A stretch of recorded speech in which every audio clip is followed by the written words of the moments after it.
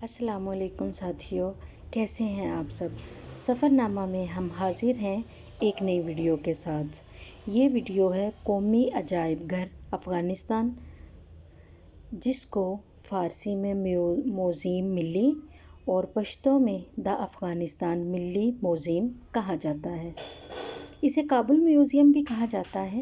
یہ 2 منزلہ عمارت افغانستان میں کابل کے مرکز سے تقریباً 9 کلومیٹر جنوب مغرب میں واقع ہے۔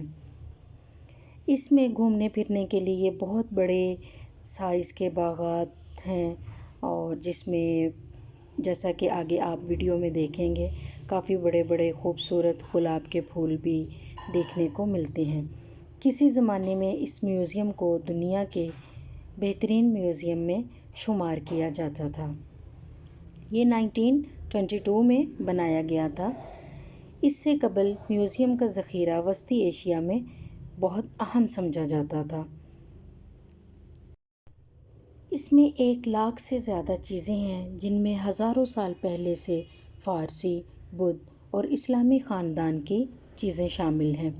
1992 میں خانہ جنگی کے آغاز کے ساتھ ہی میوزیم کو متعدد بار لوٹا گیا اور راکٹوں کے ذریعے تباہ کر دیا گیا، جس کے نتیجے میں اس میں موجود 1 لاکھ چیزوں میں سے تقریباً 70% کا نقصان ہو گیا۔ 2007 کے بعد سے کافی انٹرنیشنل تنظیموں نے 8000 سے زائد نمونے دوبارہ سے بازیافت کرنے میں مدد کی، اور جرمنی میں اس میں نیا میوزیم کا چونا پتھر کا جو مجسمہ ہے، یعنی کہ اس کو دوبارہ ریکور کیا۔ برطانیہ کی جانب سے 2012 میں تقریباً 840-50 کے قریب نمونے واپس کیے تھے، جن میں پہلی صدی کے مشہور بیگرم ہاتھی بھی شامل ہیں۔ یہ میوزیم کی انٹرس ہے۔ آج یعنی جس دن یہ ویڈیو بنائی گئی تھی، یہ جون کی تقریباً 3 یا 4 تاریخ تھی شاید، جس وقت ہم نے کابل میں موجود میوزیم کا وزٹ کرنے کا پروگرام بنایا۔ یہاں پہ ایک چھوٹا سا ہال تھا، جس کے کوریڈور تھا، جس کے اندر کچھ کمرے تھے، اور یہاں پر میوزیم کا مین آفس تھا۔ یہاں سے ہم نے ٹکٹس وغیرہ لی اور دروازے سے باہر آئے تو سامنے بہت بڑا باغ دیکھ کر ایک دم سے حیران رہ گئے۔ ہم چاروں طرف دیکھ رہے تھے کہ کہیں ہمارے ساتھ پرینک تو نہیں ہو گیا، کہ ہمیں ایک دروازے سے انٹر کیا اور ٹکٹس دے کے دوسرے دروازے سے ہمیں باہر نکال دیا۔ پہلے تو ہم کافی دیر کھڑے ادھر ادھر دیکھتے رہے، پھر بعد میں آفس میں واپس گئے اور ان سے پوچھا کہ میوزیم کی مین عمارت کہاں ہے۔ جب انہوں نے بتایا کہ یہ سارا باغ کراس کرنے کے بعد بلڈنگ جو سامنے آپ کو نظر آ رہی ہے اصل میں میوزیم وہ ہے، تو پھر ہم اس طرف کو چل پڑے۔ میں بھی میوزیم سے مین انٹرس اتنا فاصلہ اسی لیے رکھا گیا ہو، جیسا کہ ہم پہلے ویڈیو میں بتا چکے ہیں کہ اس پر بہت زیادہ حملے کیے گئے ہیں خانہ جنگی کے دوران، اور اس میں موجود نوادرات کو نقصان پہنچایا گیا، تو شاید یہ سیکیورٹی کے نقطہ نظر سے اس کی مین انٹرس میں اتنا زیادہ فاصلہ رکھا گیا ہے۔ یہ اس کے دونوں طرف بہت بڑے بڑے کتات تھے، جس میں مختلف قسموں کے پودے وغیرہ لگے ہوئے تھے۔ سب سے زیادہ یہاں گلاب کے پھول تھے جو اپنی بہار دکھا رہے تھے اور دیکھنے میں بہت اچھے لگ رہے تھے، لیکن یہ شاید جنگلی گلاب تھے، کیونکہ ان کے اندر خوشبو نہیں تھی، کسی بھی قسم کی خوشبو نہیں تھی، صرف یہ دیکھنے میں ہی بڑے بڑے تھے۔ انہی پگڈنڈیوں سے گزرتے ہوئے ہم مین عمارت کی طرف جا رہے تھے۔ مین عمارت کا مین ڈور بھی، بس یہ عمارت کچھ تھوڑی سی گول ٹائپ کی سی تھی، اس کا مین ڈور نظر نہیں آ رہا تھا، بہت زیادہ کھڑکیاں وغیرہ جیسا کہ آپ دیکھ رہے ہیں بنی ہوئی تھیں۔ تو یہ چھوٹا سا ہاؤس تھا، لیکن یہ خشک تھا، اس میں پانی نہیں تھا، اور یہ بھی مجھے کوئی نوادرات میں سے لگا۔ اس کے ساتھ تختی تو کوئی نہیں لگی ہوئی تھی، لیکن ان چیزوں کا ٹیکسچر اور اس کی کہنا خستگی کو دیکھتے ہوئے اندازہ ہوا کہ یہ بھی کوئی نوادرات میں ہے۔ چھوٹے چھوٹے شیر کے مجسمے تھے جو 2-3 جگہوں پہ ہمیں دیکھنے کو ملے، لیکن ان کا بھی چہرہ مسخ کر دیا گیا ہے۔ شاید یہ طالبان نے اپنے پہلے دور حکومت میں یا ابھی ان کا چہرہ مسخ کیا ہو، جیسا کہ آپ یہ بھی دیکھ رہے ہیں۔ یہ ان کے باہر میوزیم کے مین گیٹ کے باہر یہ تختی لگی ہوئی تھی، جس سے پتہ چلتا ہے کہ جرمن ایمبیسی نے اس کو رینوویٹ کیا ہے۔ اور یہاں سے یہ انٹرنس ہے میوزیم کی بلڈنگ کی، میوزیم ملی افغانستان، یعنی کہ افغانستان کا نیشنل میوزیم ہے یہ انٹرنس کے ساتھ ہی یہ ایک ٹیبل تھا، یہ بھی کسی بادشاہ کا رہا ہوگا۔ یہ انفارمیشن ڈیسک تھا۔ یہاں سے ہم آگے بڑھے تو لیفٹ ہینڈ پہ یہ کچھ پوسٹرز وغیرہ لگے ہوئے تھے۔ یہ بدھا کا مجسمہ تھا، یہ بامیان والا نہیں ہے کیونکہ وہ تو بہت ہی بڑے بڑے ہیں۔ اگر آپ میرے چینل پہ نئے ہیں تو آپ جا کے ہمارے چینل پہ بامیان کی ویڈیوز سرچ کر کے دیکھ سکتے ہیں، اس میں بامیان بدھا کا بھی ہم نے کافی ڈیٹیل سے ویڈیو بنائی ہے جب ہم نے اس کا وزٹ کیا تھا۔ اب آپ سوچتی ہوں گے کہ اپنے ہی چینل میں اپنی ہی کسی ویڈیو کو پروموٹ کرنا ایک عجیب سی بات ہے۔ عجیب سی بات ہے تو ہے، لیکن اب ہے تو ہم کیا کریں۔ یہ بھی کوئی مجسمہ ہے، اس کے پاؤں یہ کوئی پٹیالہ ٹائپ شلوار پہنی ہوئی ہے اس نے، تو اس کے ساتھ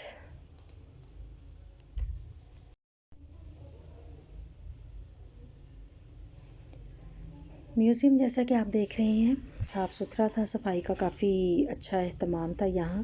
باقی افغانستان میں اتنی اچھی صفائی دیکھنے کو نہیں ملی، لیکن ان کو صفائی اتنی زیادہ بودر اس لیے نہیں کرتی کہ بیچارے جنگوں میں گھرے ہوئے افغانستان نے کچھ نہ کچھ تو اپنا کلچر اور کچھ چیزیں سنبھال کے رکھی ہیں، تو میرا خیال ہے کہ یہی ان کی بہت بڑی اچیومنٹ ہے۔ تو اگر ان کو موقع ملے گا طالبان کو تو مزید یہ کریں گے۔ یہ محمود غزنوی کے ایرا کا یہ سارا کوریڈور، یہ سارا ہال انہی کا تھا، انہی کی ایرا کی چیزیں ہیں یہ، جیسا کہ آگے آپ ویڈیو میں دیکھیں گے۔ ان میں تلواریں ہیں، ان کا الگ سے مطلب جو لڑائی میں جنگوں میں چیزیں استعمال ہوتی ہیں، خنجر، تلواریں اور تیر وغیرہ، اس ٹائپ کی کافی چیزیں تھیں، لیکن کوئی زرہ وغیرہ دیکھنے کو یہاں نہیں ملی۔ تو اس کے ساتھ ساتھ سکے تھے اور کچھ پرانے برتن تھے۔ یہ والا پورا روم ان کے جنگی آلات کا تھا، جس میں کافی زیادہ چیزیں شامل ہیں۔ یہاں موجود گائیڈ نے ہمیں بتایا کہ پہلے تو قومی میوزیم بند ہی رہتا تھا، لیکن اب دوبارہ کھولنے کی اجازت کے بعد میوزیم کی رونقیں کافی بحال ہو گئی ہیں، جہاں آرٹ کے شائقین کے لیے قبل از اسلام نوادرات کی پینٹنگز ہیں، اور قبل از اسلام پتھر کے دور کے برتن، سکے، تاریخی مذہبی اشیاء اور تقریباً 2000 سال پرانی تلواروں کا مجموعہ ہے۔ جیسا کہ ہم پہلے بتا چکے ہیں کہ افغانستان کو اپنی جغرافیائی حیثیت کی وجہ سے مغرب، مشرق، شمال اور جنوب کے درمیان ایک پل کا درجہ حاصل ہے۔ یہ خطہ اپنے قدرتی وسائل، تاریخی نوادرات اور آثار قدیمہ کے لحاظ سے ہمیشہ تاریخ کے ہر دور میں دنیا کی بڑی بڑی طاقتوں اور حملہ آوروں کا مرکز نگاہ رہا ہے۔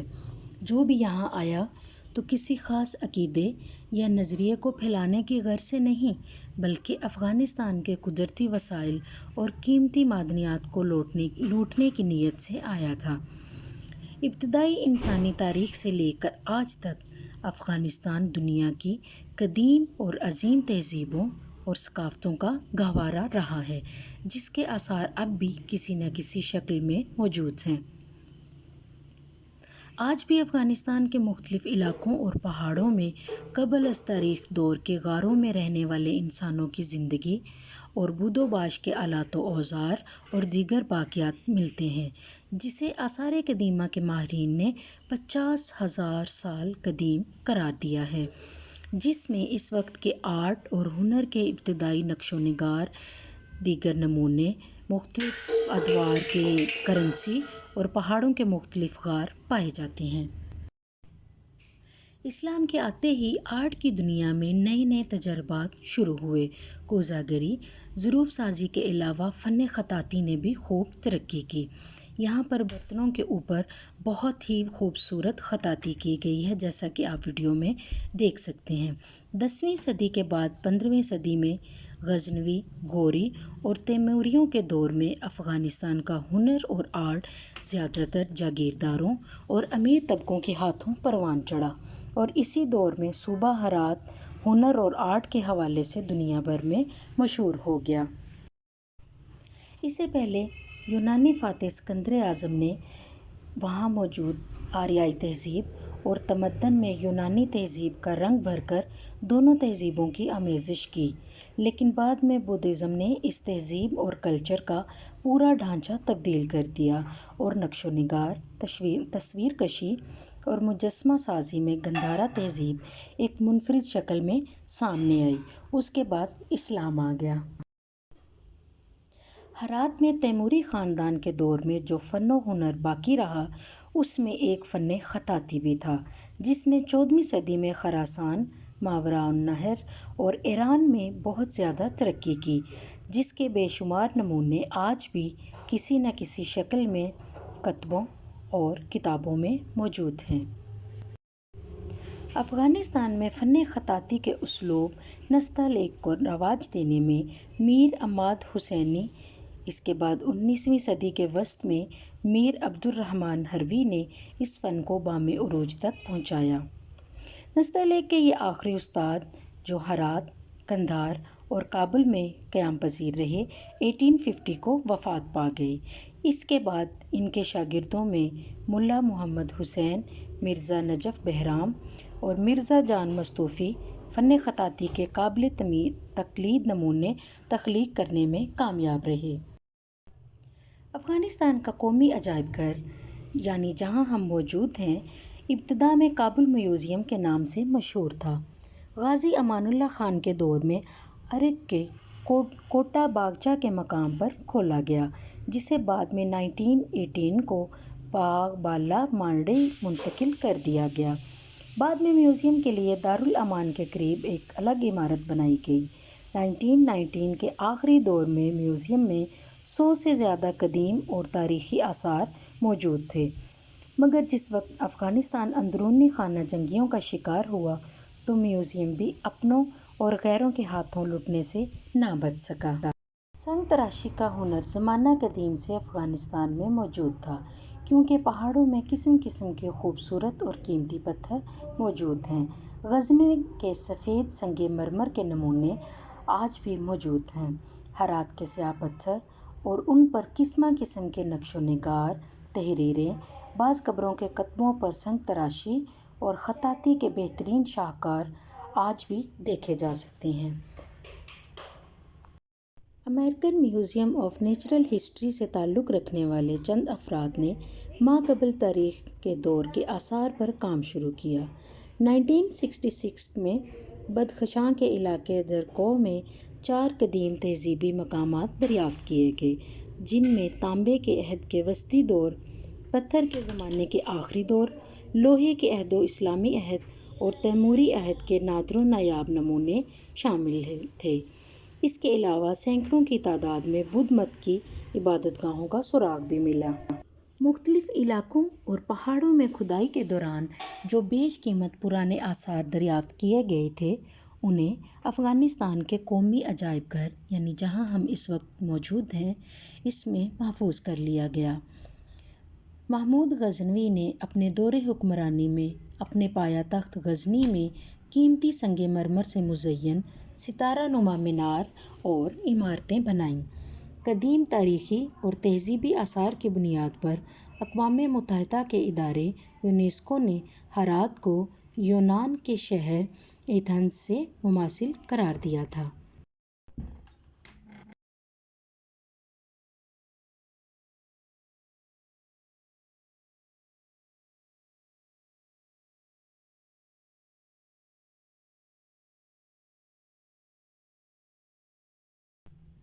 اس کے علاوہ کابل میوزیم میں، جیسا کہ ہم پہلے عرض کر چکے ہیں، سونے، چاندی، کانسی اور پیتل کے نایاب سکے اور دیگر نوادرات بھی وافر مقدار میں موجود ہیں۔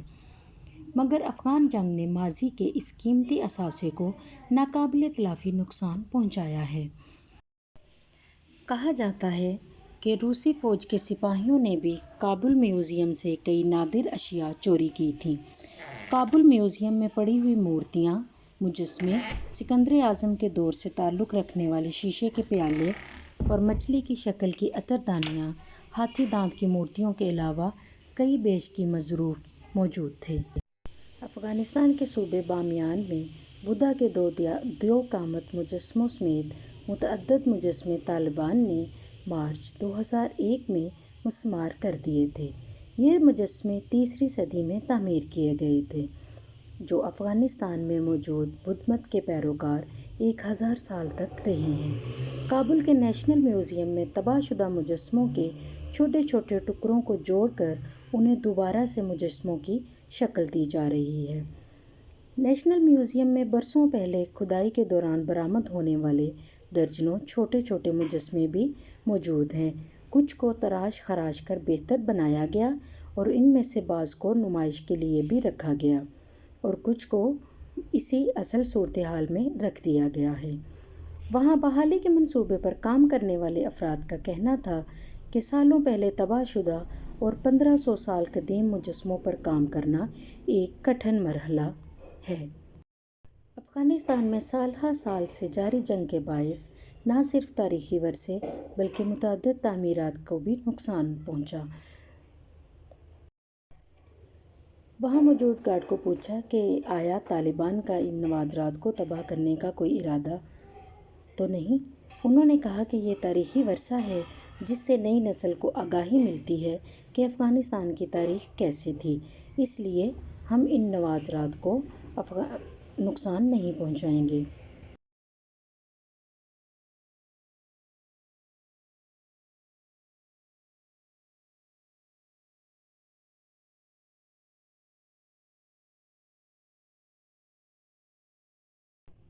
نقاشی کا کام یہاں پر بہت عمدہ ہے، جو لکڑی کے شہتیر دروازے، مختلف اقسام کے برتن اور پتھروں کے کتبوں وغیرہ پر دیکھنے کو کافی زیادہ ملتا ہے۔ لکڑی کے دروازوں پر کندہ کاری اور نقش نگاری دیکھنے میں بہت اچھی لگی۔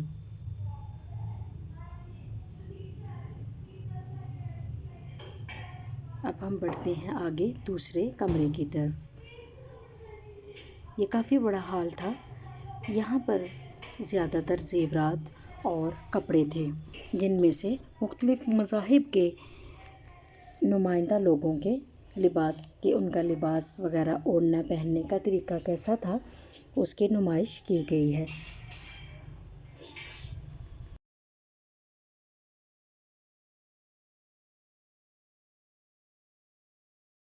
یہ عورتوں کا سر پر پہننے والی ایک ٹوپی ہے جس پر مختلف طرح کی نقش نگاری ہوئی ہے اور جھالریں وغیرہ لٹک رہی ہیں۔